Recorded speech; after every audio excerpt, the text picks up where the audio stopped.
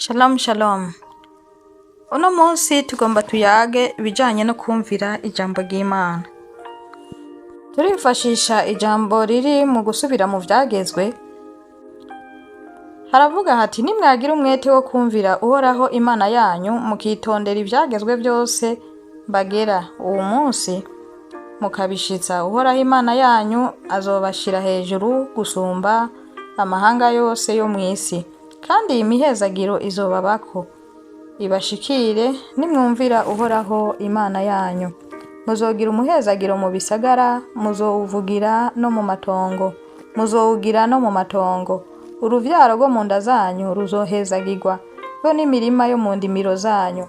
Uruvyaro rw'amasho yanyu, inka zanyu zirondoke, bo n'imikuku yanyu. Mu bisimbo vyanyu hazoba umuhezagiro, bo no mu twato twanyu mucumbamwo. Muzogira umuhezagiro mu maja no mu maza. Turabandanya. Uhoraho azotuma abansi banyu babakuriye hasi batsindwa imbere yanyu. Bazozanana inzira imwe babateye, bahunge baciye mu nzira ndwi.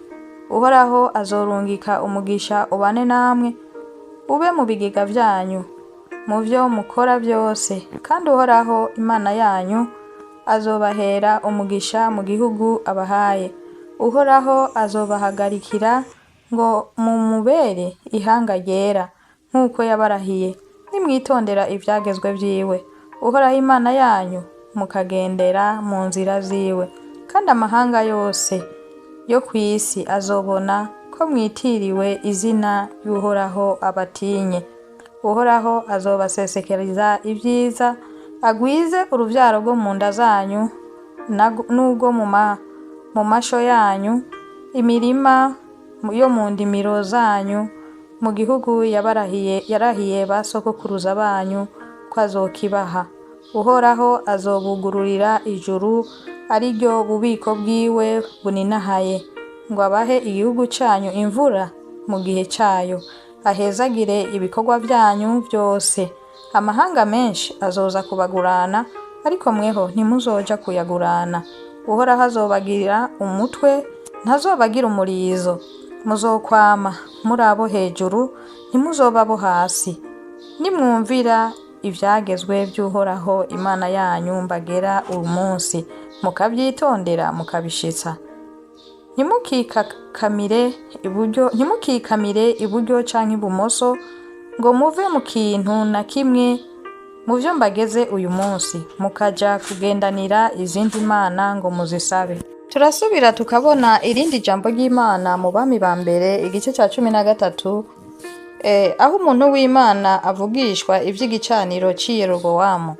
Uwo muntu w'Imana haratubwira nyene kuri ico gice ingene uwo muntu w'Imana yazize kutumvira Imana, kutumvira iki jambo ry'Imana ryamubwiye. Hariho amajambo y'Imana wumvise, ayo majambo y'Imana ukayumva ndetse ukayafata nka nkama. Benshi bavuga ati twayize kuva tukiri abana, ariko hagaca haza uwundi muvugishwa nk'uko uwo muntu vyamugendeye, agaca kubwira ibintu bisa n'ibiri muri Bibiliya umenga n'ukuri, hama biza bifuta vya bindi wakiriye kuva kera kandi wagendeyemwo kuva kera, bigaca bituma wizera ivyo bishasha, ivyo wakiriye kuva kera ndetse wasomye ukanatahura kuva kera, ugaca ubiheba. Uwo muntu w'Imana rero yari yabwiwe n'Imana yuko ataho ahagarara mu nzira ngo afungure canke ngo anwe.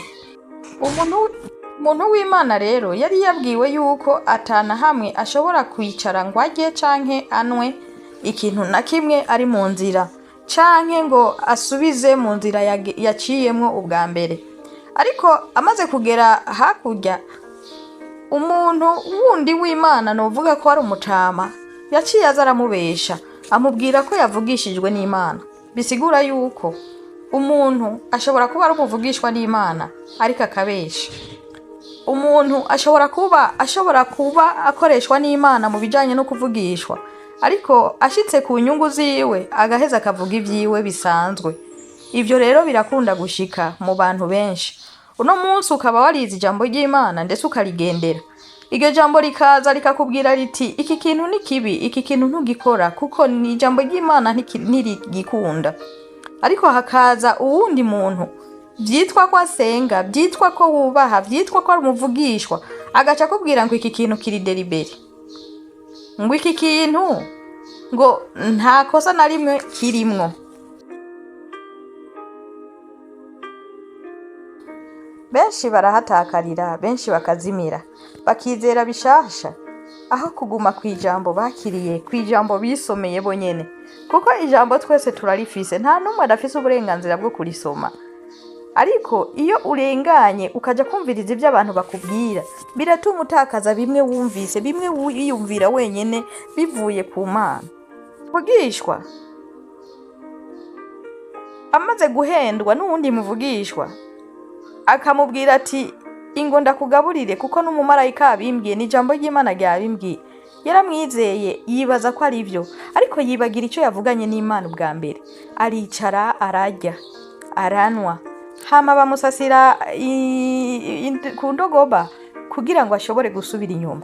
Ashitse hakurya ni ukuvuga intambwe yaramutantaguye,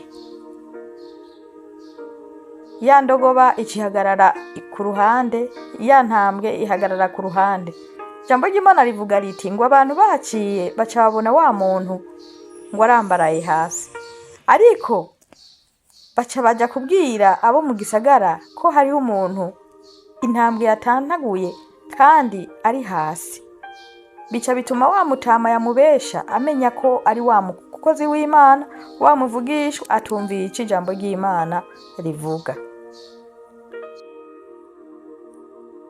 Rero ikindi gitangaje muri iryo jambo nuko iyo ntambwe yamutantaguye itigeze itantagura indogoba, kuko indogoba yoyo yagumye ihagaze impande y'uwo muvyimba, kandi n'intambwe yagumye ihagaze impande y'uwo muvyimba. Bisigura yuko n'intambwe ntiyari uwo muvyimba, kandi n'abo bantu barengana bakabona iyo ntambwe ntiyabari. Bisigura ko iyo ntambwe ntabwo yari intambwe isanzwe, ariko yari intambwe ije gushitsa icyo ijambo ry'Imana ryavuze yuko adashobora gushika kuko yarenze ku ijambo ry'Imana ryavuze. Iyo rero twitondeye ijambo ry'Imana turashaka kuronka imihezagiro nk'uko ijambo ry'Imana ubwa mbere ryabitubwiye. Ariko iyo tutakoze icyo Imana yavuze, aho naho hariho intambwe, hariho amadubu, hariho ibintu mu nzira bica bidutegera bikadutantagura. Ushaka rero guhunga neza, ushaka kubaho neza, aba mu ijambo, agakorera ijambo ndetse akagendera mu ijambo. Aho rero niho uba ushoboye kubaho neza ubuzima bwiza kandi busagutse, kuko Satani niyakurondera wibereye mu ijambo ntazokubona. Abadayimoni nibakurondera wibereye mu ijambo ntibazokubona, ariko bazobona Kristo muri wewe, ndetse bizobagora n'ingene bo gufata kuko Kristo ntafadika. Ega turi mpwemu ntidufadika, kandi uri muri twebwe asumba inkomezi uri mu bisi. Nico gituma turi mitwe ntituri mirizo. Tugarutse mu vyakozwe n'intumwa 28, igice ni ca 28 ku murongo wa 13 haravuga ngo uhora hazobagira umutwe ntazobagira imirizo, muzokwama muri abo hejuru ntimuzoba bo hasi. Nimwumvira ivyagezwe vy'Uhoraho Imana yanyu mbagera uyu munsi, mukavyitondera mukabishitsa.